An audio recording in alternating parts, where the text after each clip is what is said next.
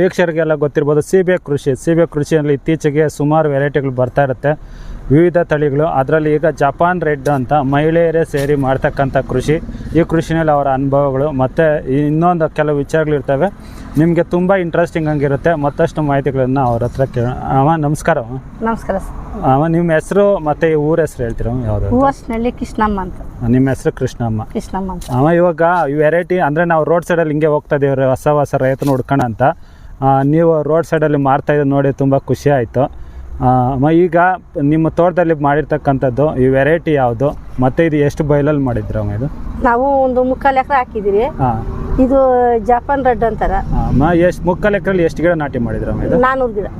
ಕರೆಕ್ಟಾಗಿ 400 ಗಿಡ. ಗಿಡದಿಂದ ಗಿಡಕ್ಕೆ ಎಲ್ಲ ಎಷ್ಟು ಕೊಟ್ಟಿದ್ರಮ್ಮ ಡಿಸ್ಟೆನ್ಸ್? 10 ಆ ಗಿಡದಿಂದ ಸಾಲಿಂದ ಸಾಲಿಗೆ 10 ಗಿಡನಿಂದ ಗಿಡಕ್ಕೂ 10 ಗಿಡದಿಂದ ಗಿಡಕ್ಕೂ 10 ಎಷ್ಟು ವರ್ಷ ಆಗಿದೆ ಅಮ್ಮ ಇದಕ್ಕೆ ಗಿಡಕ್ಕೆ? 2 ವರ್ಷ ಆಯ್ತು. 2 ವರ್ಷ ಆಯ್ತು. ಹಣ್ಣು ಸ್ಟಾರ್ಟ್ ಆಗಿ ಹಣ್ಣು ಸ್ಟಾರ್ಟ್ ಆಗಿ 9 ತಿಂಗಳಾಯ್ತು. ನೀವು ಈ ಕೃಷಿ ಮಾಡೋದಕ್ಕೆ ಮುಂಚೆ ಎಲ್ಲ ನೋಡಿ ಅನುಭವ ತಗೊಂಡಿದ್ರ ಈ ಕಡೆ ಮಾಡಿರೋದು? ನಾವು ಮುಟ್ಟಿದ ಮನೆಯಲ್ಲಿ ತಮ್ಮೇನಹಳ್ಳಿ 10 ಎಕರೆ ಹಾಕವ್ರಿ. ಅವರೇ ತರಿಸ್ಕೊಟ್ಟಿದ್ದು ನಮ್ಗೆ. ಗಿಡನ ಅವರೇ ತರಿಸ್ಕೊಟ್ಟಿದ್ದು. ಏನ್ ಬೆಲೆ ಬಿತ್ತು ಗಿಡ ಇದು? ಇದು 150 ರೂಪಾಯಿ. ಈಗ ಇಳುವರಿ ಸ್ಟಾರ್ಟ್ ಆಗಿ ಅದಲ್ವಾ, ಈ ಕವರ್ ಎಲ್ಲ ಮಾಡ್ತಾ ಇದ್ದೀರಾ, ಇದು ಯಾವ ರೀತಿ ಹಾಕ್ಬೇಕು? ಕವರ್ ಹಾಕ್ಬೇಕಾಗಿರೋ ಅವಶ್ಯಕತೆ ಏನಮ್ಮ? ಇದು ಹಾಕೇಬೇಕು. ಊಜಿಗೆ ತುಂಬಾ ತೊಂದರೆ ಕೊಡುತ್ತೆ, ಅದ್ರ ಸೇಫ್ಟಿ ಹಾಕಿದ್ದು. ಈಗ ನಾವು ನೋಡಿರ್ತಕ್ಕಂಥದ್ದು ಇಲ್ಲಿ ಮೇಲ್ಗಡೆ ಬಳ್ಳಿ ಬೆಳ್ಕೊಂಡೋಗಿದೆ, ಇದನ್ನ ಕಟಿಂಗ್ ಮಾಡ್ತಾ ಇರ್ಬೇಕಾ ಒಂದು ಹಾರ್ವೆಸ್ಟ್ ಆದ್ಮೇಲೆ? ಇವಾಗ ಮೊನ್ನೆ 5ನೇ ತಿಂಗಳಲ್ಲಿ ಬಂತು ಒಂದು ಕೊಯ್ಲು, ಎಲ್ಲ ಕಿತ್ಕೊಂಡ್ರೆ ಆಮೇಲೆ ಫುಲ್ ಕಟ್ಟಿಂಗ್ ಮಾಡಿದ್ರೆ ಇವತ್ತು ತಿರ್ಗಾ ಬಂದಿರೋದು. ಇದು ತಿರ್ಗಾ 10ನೇ ತಿಂಗಳಿಗೆ ಬಂದಿದೆ. ಇನ್ನು ಈ ತಿಂಗಳೆಲ್ಲ ಕೊಯ್ಲು ಆಗುತ್ತೆ, ತಿರ್ಗಿ ಕಟಿಂಗ್ ಮಾಡಿ ಬಿಟ್ಟರೆ ತಿರ್ಗಿ 5ನೇ ತಿಂಗಳಿಗೆ ಬರುತ್ತೆ. ಇದು ನಾವು ಬಂದ ತಕ್ಷಣ ನೀವು ನಮ್ಗೊಂದು ಸ್ವೀಟ್ ಕೊಟ್ರಿ, ಪೀಸು ತಿನ್ ನೋಡ್ರಿ ಟೇಸ್ಟ್, ಆಮೇಲೆ ಮಾತಾಡೋಣ ಅಂತ. ತುಂಬಾ ಚೆನ್ನಾಗಿತ್ತು, ಬೀಜನೂ ಕಡಿಮೆ ಇತ್ತು. ಇಸ್ರೇಲ್ ವೆರೈಟಿಗೆ ಹೋಲಿಸ್ಕೊಂಡ್ರೆ ಇದ್ರಲ್ಲಿ ಬೀಜ ಕಡಿಮೆ, ಟೇಸ್ಟ್ ಜಾಸ್ತಿ ಇದೆ. ಈಗ ಒಂದು ಹಣ್ಣು ಸೈಜ್ ಗಾತ್ರ ಎಷ್ಟು ದಪ್ಪ ಬರ್ಬೋದು? ತೈವಾನ್ ಬಂದ್ಬಿಟ್ಟು ಒಂದು ತೈವಾನ್ ಕಂಪೇರ್ ನಾವು ಇತ್ತೀಚೆಗೆ ಸುಮಾರು ವರ್ಷಗಳಿಂದ ತೈವಾನ್ ಪಿಂಕು ಆ ಥರ ನೋಡ್ತಾ ಇದ್ದೀವಿ ವೆರೈಟಿಗಳು. ಅದಕ್ಕೆ ಮತ್ತು ಇದು ಜಪಾನೀಸ್ ರೆಡ್ಗೆ ಟೇಸ್ಟಲ್ಲಿ ಮತ್ತು ಸೀಡಲ್ಲಿ ಯಾವುದು ಚೆನ್ನಾಗಿದೆ ಅಂತ ಅನಿಸ್ತಾ ನಿಮಗೆ? ನಮಗೆ ಇದು ಜಪಾನ್ ರೆಡ್ ಚೆನ್ನಾಗಿದೆ ಅಂತ ಅನಿಸ್ತಾ ಇದೆ ಈಗ ಸದ್ಯಕ್ಕೆ. ಈಗ ನೀವು ಮಾರ್ಕೆಟಿಂಗ್ ಎಲ್ಲ ಯಾವ ರೀತಿ ಮಾಡ್ತಾ ಇದ್ದೀರ? ಈಗ ಲೋಕಲಲ್ಲಿ ನೋಡಿದ್ರೆ ನೀವು ಅಂಗಡಿ ಮುಂದ್ಗಡೆನೆ ಮಾರಕ್ ಬಿಡಂಗಿದ್ರೆ ಒಂದು ದಿವ್ಸಕ್ಕೆ ಒಂದು 4,000 ನಿಂಕ ಒಂದು 4,000 ರೂಪಾಯಿ ಮನೆ ಹತ್ರನೇ ಮಾಡ್ಕೊಂತೀರಿ. ಅದ್ಮೇಲೆ ಹೆಚ್ಚಾಗಿ ಸಿಕ್ಕಿದ್ರೆ ಮಾರ್ಕೆಟಿಂಗ್ ಕೊಡ್ತೀವಿ. ಇದು ಯಾವ ರೀತಿ ಕಂಪ್ನಿಗಳಿಗೆ ಏನಾದ್ರು ಹೋಗುತ್ತೆ ಕಂಪ್ನಿಗೆ. ಇವಾಗ ಕಾಯಿ ಅಷ್ಟೊಂದಿಲ್ಲ, ಅದಕ್ಕೆ ನಾವು ಇವಾಗ ಬೇಡ ಅಂತ ಹೇಳಿದೆ. ಬೆಳಿಗ್ಗೆ ಕೇಳಿದ್ರೆ 500 ಕೆಜಿ ಕೊಡ್ರಿ ಅಂತ ಹೇಳಿ. ಕೆಜಿ ಅಂದ್ರೆ ಕಂಪ್ನಿಗಳಿಗೆ ಸದ್ಯಕ್ಕೆ ನೀವು ಇಲ್ಲಿ 100 ರೂಪಾಯಿ ಮಾರ್ತಾ ಇದ್ರ ಅಂಗಡಿ ಮುಂದ್ಗಡೆ? 60 ರೂಪಾಯಿ ಅಷ್ಟೇ, 60-70 ರೂಪಾಯಿ ಅಷ್ಟೇ. ನಾವಿಲ್ಲೇ ಮಾರಿದ್ರೆ ಒಂದು ಮನೆ ರೋಡ್ ಸೈಡ್ ಅಲ್ಲಿ ಮೇನ್ ರೋಡ್ ಇರೋದ್ರಿಂದ ನಿಮ್ಗೆ ಅನುಕೂಲ ಆಯ್ತು ವ್ಯಾಪಾರ ಮಾಡೋದಕ್ಕೆ. ಈಗ ಒಂದು ಗಿಡಕ್ಕೆ ಈಗ ನಂಬರ್ಸ್ ತಗೊಂಡ್ರೆ ಎಷ್ಟು ಕಾಯಿ ಬರ್ತಾ ಇದೆ ಹೆಚ್ಚು ಕಡಿಮೆ? ಒಂದು ಗಿಡಕ್ಕೆ ಬರುತ್ತೆ 25-30 ಕಾಯಿ ಗಂಟೆ ಒಂದು ಗಿಡಕ್ಕೆ. ಒಂದು 25-30. 25-30 ಕಾಯಿ ಅಂದ್ರೆ ಈಗ ಇದ್ರಲ್ಲಿ ಸಣ್ಣದಲ್ಲಿ ಪೀಚುಗಳು ಬರ್ತಲ್ಲ, ಪಿಂದೆಗಳು ಅಂತೀವಲ್ಲ, ಅದು ಬಂದಿದ್ರನ್ನೆಲ್ಲ ಬಿಡಲ್ವಲ್ಲ ನೀವು? ಕಿತ್ತಾಕ್ತೀರಿ. ಮೇನ್ ಎಷ್ಟು ಬೇಕು ಅಷ್ಟು ಮಾತ್ರ? 3 ಇದ್ರೆ 2 ಕಿತ್ತಾಕಿ ಒಂದು ಇಡ್ತೀರಿ. ಈಗ ಗಿಡ ಸ್ಟಾರ್ಟಿಂಗ್ ಮಾಡ್ಬೇಕಾದ್ರೆ ಇದು ಅಂಟು ಕಟ್ಟಿರೋದು ಅಂದ್ರೆ ಗ್ರಾಫ್ಟಿಂಗ್ ಮಾಡಿರೋದಲ್ವಾ? ಇದನ್ನ ಪ್ರಾರಂಭದಲ್ಲಿ ಗಿಡ ನಾಟಿ ಮಾಡಿದ ತಕ್ಷಣನೇ ಬಂದ್ಬಿಡುತ್ತಲ್ಲ, ನೀವು ಎಷ್ಟು ದಿನಕ್ಕೆ ಇದನ್ನ ಇಳುವರಿಗೆ ಬಿಡ್ತೀರ? ಇದನ್ನ ವರ್ಷ ಮ್ಯಾಗ 3 ತಿಂಗಳು. ಅಂದ್ರೆ ವರ್ಷದ ಮೇಲೆ 3 ತಿಂಗಳು ಕಾಯಿ ಎಲ್ಲ ತೆಗ್ದಾಕ್ಬಿಡ್ತೀರ, ಆಮೇಲೆ ಬಿಡೋದು ಗಿಡ ಡೆವಲಪ್ ಆದ್ಮೇಲೆ? ಅವಾಗೂ ಜಾಸ್ತಿ ಬಿಡಂಗಿಲ್ಲ. ಎಷ್ಟು ಕಾಯಿ ನೋಡು ನೆಲದಲ್ಲಿ ಹೆಂಗಿದೆ ಅಲ್ಲ, ನಿಮಿಟಾಗಿ ಅದನ್ನ ನೋಡಿ ಅದಕ್ಕೆ ಕೆಪಾಸಿಟಿ ಎಷ್ಟಿದೆ ಅಷ್ಟೇ ಬಿಡ್ಬೇಕು. ಅದೇ ಗಿಡದ ಡೆವಲಪ್ಮೆಂಟ್ ಎಷ್ಟಿದೆ ಅಷ್ಟು ನೋಡು. ಈಗ ನಾವಿಲ್ಲಿ ನೋಡಿದ್ರೆ ಈ ದೊಡ್ಡ ಗಿಡದಲ್ಲಿ ಹೆಚ್ಚು ಕಡಿಮೆ 30 ಕಾಯಿ ಇದೆ, ಚಿಕ್ಕ ಗಿಡದಲ್ಲಿ ಇನ್ನೂ ಕಡಿಮೆ ಬಿಟ್ಟಿದ್ರಲ್ವಾ? ಅಲ್ಲೇ ಇದೆ ಪಕ್ಕದಲ್ಲಿರೋ ಚಿಕ್ಕ ಗಿಡನೇ ಇದೆ. ಈಗ ಈ ಗಿಡ ಎಲ್ಲನೂ ಒಂದು ರೇಟ್ ಅಂತ ಬಂದ್ರೆ ಎಲ್ಲಿಂದ ತರಿಸ್ಕೊಂಡ್ರಿ? ನರ್ಸರಿ ಅಥವಾ ಒಂದು ರೇಟ್ ಗಿಡಕ್ಕೆ ಎಷ್ಟಾಗಿತ್ತು ಅಂತ? ನಾವು ಮುಂಬೈನಿಂದ ನಮ್ಮ ಹುಡುಗ ಮನೆಯವ್ರು ತರಿಸಿರೋದು. ಇದು ಮುಂಬೈಯಿಂದ ನಮ್ಮ ಲೋಕಲ್ ಎಲ್ಲೂ ಸಿಗಲ್ಲ. ನಿಮ್ಗೆ ಎಷ್ಟಾಯ್ತಮ್ಮ ಇಲ್ಲಿ ಬರೋಷ್ಟೊತ್ತಿಗೆ ಒಂದು ಗಿಡ?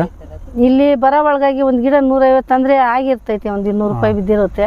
ಈಗ ಈ ವೆರೈಟಿನಲ್ಲಿ ಕಲರ್ ಈಗ ಜಪಾನೀಸ್ ರೆಡ್ ಅಂತಲ್ವ ಇದು, ಇದರಲ್ಲಿ ವೈಟ್ ಕಾಯಿ ಇನ್ನ ಏನಾದ್ರು ಬರುತ್ತಾ ಅಥವಾ ಬರೀ ರೆಡ್? ಇಲ್ಲ, ಒಂದೇ ಒಂದು ಗಿಡ ಬಿದ್ಬಿಟ್ಟೆ ಒಂದೇ ಒಂದು ಗಿಡ ಬಿದ್ದ, ಒಂದು ಗಿಡ ತಲೆ ತಿಂತ ಇದ್ ನಮ್ಮನ್ನ. ಅದೇ ಈಗ ವೈಟ್ ಒಂದು ಕಾಯಿ ಕೊಟ್ರಿ, ಅದೇನೋ ಮಿಕ್ಸ್ ಆಗಿದೆ, ಯಾವ ವೆರೈಟಿ ಅಂತ ಗೊತ್ತಿಲ್ಲ ನಿಮ್ಗೆ? ಅದರಿಂದ ಒಂದು ಕಾಯಿ ಇಟ್ಬಿಟ್ರೆ ಇದು ಹೋಯ್ಟ ಅಂತಾರೆ ಬಂದವರು. ಅದನ್ನ ಅವಾಗ ಕೊಯ್ದಿಕ್ ಬೇಡ್ರಿ ಅಂತೇಳಿ ಹೇಳಿದೀನಿ ನಾನು. ಅಕ್ಕಿಕ್ಕೂ ಯಾರೋ ಒಂದ್ ಸ್ವಲ್ಪ ಹೆಚ್ಚು ಕಡಿಮೆ ಕೂಡ ಕೊಡು. ಸರಿ ಇವಾಗ ಹುಳು ಬಾಧೆ ಕಿಡ್ ಬಾಧೆಯಲ್ಲಿ ಬಂದ್ರೆ ಊಜಿ ಸಮಸ್ಯೆ ಅಂತ ಒಂದ್ ಹೇಳಿದ್ರಿ. ಈಗ ನಾನು ನೋಡಿದ ಪ್ರಕಾರ ಈ ಎಲೆಗಳ ಮೇಲೆಲ್ಲ ಸ್ವಲ್ಪ ಏನೋ ಪೌಡರ್ ತರ ಕೂತಿದೆ, ಇದಕ್ಕೆ ಏನೋ ರೋಗಗಳು ಏನಾದ್ರು ಬರುತ್ತೆ? ಇಲ್ಲ ಮುದ್ದು ಹೊಡೆದಿರೋದು ಮುದ್ದಿದ್ದು ರೋಗ ಅಲ್ಲ, ರೋಗ ಏನಾದ್ರು ಬರುತ್ತಾ ಇದಕ್ಕೆ? ಬರುತ್ತೆ ಸುಣ್ಕಟ್ಟು ಬರುತ್ತೆ, ಈ ಇದು ಕಪ್ಪು ಅದು ಬರುತ್ತೆ. ಅದ್ ನೋಡಿದ್ರೆ ಕಾಪಾಡ್ಕೋಬೇಕು. ಅದೇನ ಸ್ವಲ್ಪ ಬಂದ್ಬಿಟ್ಟು ಅದೇನ ಗಿಡ ಕಿತ್ತಾಕ್ಬೇಕು. ಹೌದಾ? ಗಿಡನೇ ಒಣಗೋಗ್ಬಿಡುತ್ತೆ? ಗಿಡನೇ ಹೋಗ್ಬಿಡುತ್ತೆ. ಅಂದ್ರೆ ಕಪ್ಪು ತರ ಬರುತ್ತೆ ಗಿಡ, ಸುಣ್ಕಟ್ಟು ಬರುತ್ತೆ. ಅದನ್ನೆಲ್ಲ ನೋಡಿ ಕಾಪಾಡ್ಕೋಬೇಕು. ವಾರಗೊಂದು ಮದ್ದು ಹೊಡಿಬೇಕು. ಮೇನ್ ಅದಕ್ಕೆ ಔಷಧಿ ನೋಡ್ಕೋಬೇಕು. ಈಗ ನಾವು ಔಷಧಿ ಹೊಡೆದ್ರು ನಮ್ಗೆ ಕಾಯಿ ಮೇಲೆ ಕೂತ್ಕೊಳ್ಳೋ ಭಯ ಏನಿಲ್ಲ, ಯಾಕಂದ್ರೆ ಕವರ್ ಹಾಕ್ಬಿಡ್ತೀವಿ ಅಲ್ಲಿಗೆ ಅದು ಔಷಧಿನೂ ಅದೇನಿಲ್ಲ. ಗಿಡನ ಕಾಪಾಡ್ಕೋಬೇಕು ನಾವು. ಈಗ ಮಾಮೂಲಿ ನಾವು ತರಕಾರಿ ಬೆಳೆಗಳನ್ನ ಮಾಡಿದ್ರೆ ಈ ಡ್ರಿಪ್ ಗೊಬ್ಬರಗಳು ಮೂಟೆ ಗೊಬ್ಬರಗಳು ಕೊಡ್ತೀರಿ, ಆ ತರ ಏನೋ ಕೊಡ್ಬೇಕು? ಇಲ್ಲ, ಇದು ತಿಪ್ಪಿ ಗೊಬ್ಬರ ನಾವು ಒಂದೊಂದ್ ಸಾರಿ 3 ಲೋಡ್ ಹೊಡಿತೀವಿ. ಇಷ್ಟಕ್ಕೆ ಮೂಟೆ ಗೊಬ್ಬರ ಏನು ಕೊಡೋ ಅವಶ್ಯಕತೆ ಹಾಕ್ತಿರಿ. ಅದನ್ನ ಹಾಕ್ತಿರಿ. ಅದನ್ನ ಗಾಣಿಂಡಿ 10-20 ಅದು 4 ಮುಟ್ಟಿ, ಇಷ್ಟಕ್ಕೆ 4 ಮುಟ್ಟಿ ಹಾಕಿದ್ರಿ. ಮನೆ ತಿರ್ಗಾ ಹಾಕಿದ್ರಿ, ಡ್ರಿಪ್ ಅಲ್ಲಿ ಬಿಡ್ತೀರಿ. ಇಲ್ಲಾಂದ್ರೆ ಗಿಡ ಪಾಪ ಅದಷ್ಟು ಹೊತ್ಕೊಂಡೈತಲ್ಲ, ಅದ ಹೆಂಗ್ ಬರುತ್ತೆ ಸೈಜ್. ಈಗ ನಮ್ಗೆ ಇಳುವರಿ ಬರುತ್ತಮ್ಮ, ಈಗ ಸ್ಟಾರ್ಟ್ ಆಗುತ್ತಲ್ವಾ? ಇದು ಎಷ್ಟು ದಿವಸ ಕೊಯ್ಯುತ್ತೆ? ಇನ್ನೊಂದು ಕೊಯ್ಲು ಬರ್ಬೇಕಂದ್ರೆ ಎಷ್ಟು ದಿನ ಆಗ್ತದ? 6 ತಿಂಗಳ. 6 ತಿಂಗಳು. ಈಗ ಕಾಯಿ ಬಂದ್ಮೇಲೆ ನಾವು ಕವರ್ ಮಾಡಿದ್ಮೇಲೆ 60 ದಿವಸ. 60 ದಿವಸದಲ್ಲಿ ಮುಗ್ದೋಗುತ್ತೆ. ಮತ್ತೆ ಚಿಗುರಿ ಬರೋದು. ಕಾಯಿ ಬಂದು 60 ದಿನ ಕೊಯ್ಲಿಗೆ ಬರುತ್ತೆ. ಬರೋದು ಇದು ಹಾಕ್ಬಿಟ್ಟು ಕವರ್ ಮಾಡಿದ್ರೆ 60 ದಿನ ಕೊಯ್ಲಿಗೆ ಬರುತ್ತೆ. ಅದನ್ನ ಎಲ್ಲ ಕಿತ್ಕೊಂಡು ತಿರ್ಗೊಂದು 15 ದಿನ ಬಿಟ್ಕೊಂಡು ತಿರ್ಗ ಎಲ್ಲ ಕಟಿಂಗ್ ಮಾಡ್ತೀರಿ. ಕಟಿಂಗ್ ಮಾಡಿಬಿಟ್ಟು ತಿರ್ಗ ಗೊಬ್ಬರಗಳು ಎಲ್ಲ ಉತ್ಕೊಂಡು ಎಲ್ಲ ನೀಟಾಗಿ ಮಾಡ್ಕೊಂಡ್ರೆ ತಿರ್ಗ ಎಲ್ಲ ಚಿಗುರು ಬಂದು ತಿರ್ಗ ಕರೆಕ್ಟ್ ಆಗಿ 6 ತಿಂಗಳು ಕೊಯ್ಲಿ. ವರ್ಷಕ್ಕೆ 2 ಸಲ ಬರುತ್ತೆ. 2 ಸಲ ಬರುತ್ತೆ. 5ನೇ ತಿಂಗಳದಾಗ ಒಂದ್ಸಾರಿ ಬಂದೈತಿ. ಇವಾಗ ಗಿಡದಿಂದ ಗಿಡಕ್ಕೆ 10 ಅಡಿ ಡಿಸ್ಟೆನ್ಸ್ ಕೊಟ್ಟಿರಲ್ವಾ? ಇದು 1.5 ವರ್ಷಕ್ಕೆ ಈ ರೇಂಜ್ ಬೆಳೆದ್ಬಿಟ್ಟಿದೆ. ಇವಾಗ ಇದನ್ನ ಹಿಂಗೆ ಬಿಟ್ಕೊಂಡು ಹೋದ್ರೆ ನಿಮ್ಗೆ ಓಡಕ್ಕೂ ಜಾಗ ಇರಲ್ಲ. ಅದಕ್ಕೆ ಕಟಿಂಗ್ ಅಂದ್ರೆ ಯಾವ ತರ ಕೊಡ್ತೀರಮ್ಮ? ಅದೇ ಈ ಗೆಣುಕ ಕಟಿಂಗ್ ಮಾಡಿ ಹಾಕ್ಬೇಕು. ಈ ಗೆಣುಕ ಕಟ್ ಮಾಡ್ತಾ ಬರ್ಬೇಕು. ಮತ್ತೆ ಇಲ್ಲಿ ಕಟ್ ಮಾಡಿದ್ರೆ ಬೆಳೆದಿರೋದೆಲ್ಲ ವೇಸ್ಟ್. ವೇಸ್ಟ್. ಪ್ರತಿ ಅದನ್ನ ಹಂಗೆ ಕಟ್ ಮಾಡಿ ಅದ್ರ ಬುಡಲ್ಕೆ ಹಾಕಿ ಮಣ್ಣು ಹಾಕ್ತಿರಿ. ಅದನ್ನೇ ಗೊಬ್ಬರ ಮಾಡ್ತೀರಿ. ಅದನ್ನೆಲ್ಲ ಹಂಗೆ ನಚ್ಗೆ ಕಟ್ ಮಾಡೋದು, ಅದ್ರ ಬುಡಲ್ಕೆ ಹಾಕ್ತಿರಿ. ಪ್ರತಿ ಸಲ ಕಾಯಿ ಖಾಲಿ ಆದಾಗ ಈ ತರ ಕಟ್ ಮಾಡ್ತಾ ಇರ್ಬೇಕಾ?